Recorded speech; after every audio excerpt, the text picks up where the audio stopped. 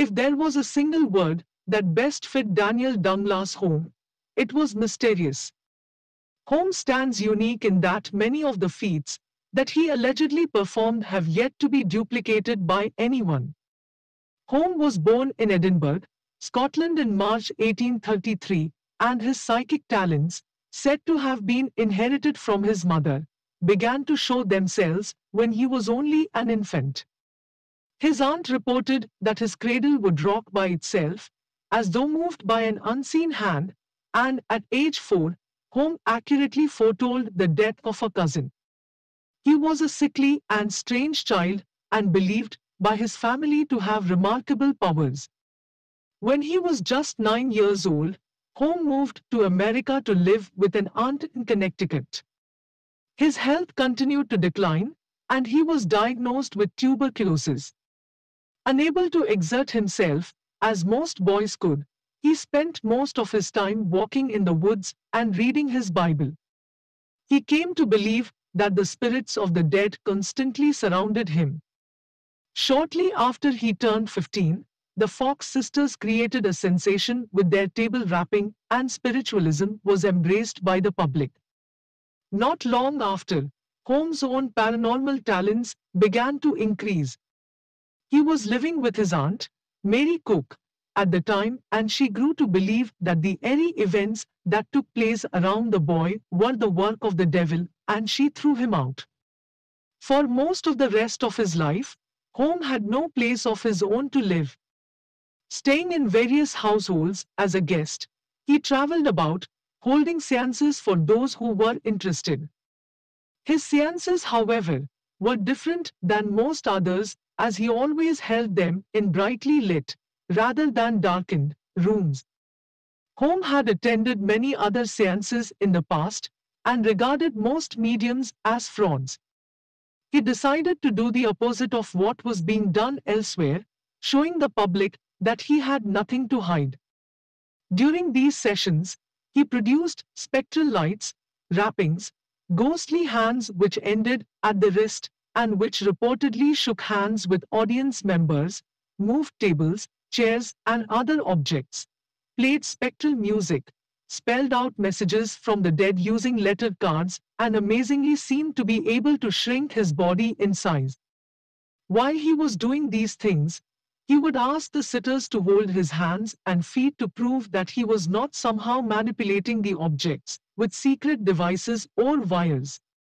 He claimed that all of his feats were made possible by friendly spirits over whom he had no control. In August 1852, Holmes moved beyond what many would consider to be parlor tricks, and first accomplished the feat that would make him famous. To put it bluntly, Holmes managed to fly. The scenes took place in the Connecticut home of Ward Cheney, a wealthy businessman. Also present that night was a local journalist, F.L. Barr, whose assignment it was to find something incriminating against spiritualism in general and especially about Holmes, who had debunkers in an uproar with his excellent reputation. However, instead of writing an article that exposed Holmes as a fraud, Barr wrote, "Suddenly, without any expectation on the part of the company, Holmes was taken up into the air. I had hold of his hand at the time, and I felt his feet, they were lifted a foot from the floor. He palpitated from head to foot with the contending emotions of joy and fear which choked his utterances. Again and again, he was taken from the floor, and the third time he was taken to the ceiling of the apartment, with which his hands and feet came into gentle contact." But how was this accomplished? Holmes claimed not to know himself. He stated that an unseen power simply came over him and lifted him into the air. Needless to say, most readers who came upon this article were skeptical, as are most who come across it today. Full body levitation is, and always has been, considered impossible. Throughout history, only a few saints had ever been alleged to be able to lift themselves from the ground in such a manner, although some practitioners of strict meditation techniques claim to be able to manage a few inches from the floor today. Who knows? But back in America of the middle 1800s, there was only one man, Daniel Douglas Home, who could levitate with the aid of mirrors, ropes, or even a safety net. In 1855, Home traveled to Europe, where he began associating with the rich and famous. He conducted seances in England and on the continent, gaining supporters and wealthy patrons. In 1858, he was married to the daughter of a Russian nobleman with whom he had a son, Grigor. His wife passed away in 1862. In 1866, the Spiritual Athenaeum was founded with Home as the secretary, and soon after, he became embroiled in a scandal involving a wealthy widow who would later claim that Home tried to bilk her out of a large sum of money. Home maintained that the money was freely given for his spiritualistic services, and the widow did not demand the return of the fortune until he refused her sexual advances. The trial became an embarrassing affair, and many of Home's supporters abandoned him. When it was over, he was forced to return the money. During the scandal, Home was apparently at his best when it came to producing incredible phenomena. In December 1868, his most famous feat took place at the home of Lord Adare. During the evening, Home reportedly went into a trance and floated out the window of the third floor, then floated back in another window, all before the eyes of a number of stunned witnesses. The event occurred in front of three irreproachable members of London's high society, Lord Adare, his cousin Captain Charles Wine, and the Master of Lindsay.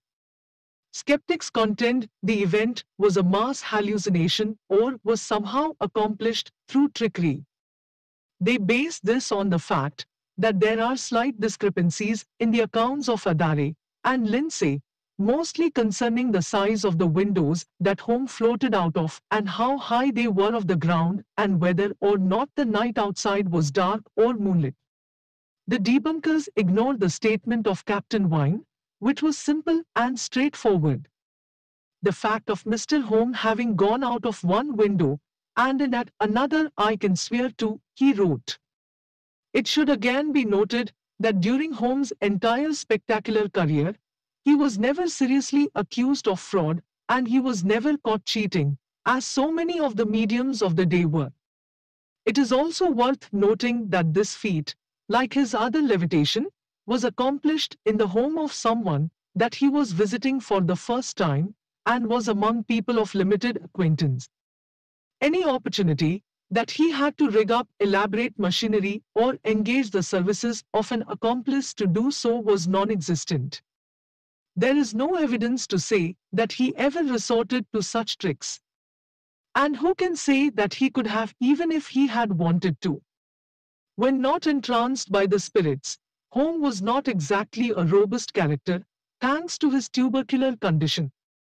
It seems that he would be the last person to have gone fumbling about on ropes and pulleys outside of the window of Lord Adare's mansion on a cold December night.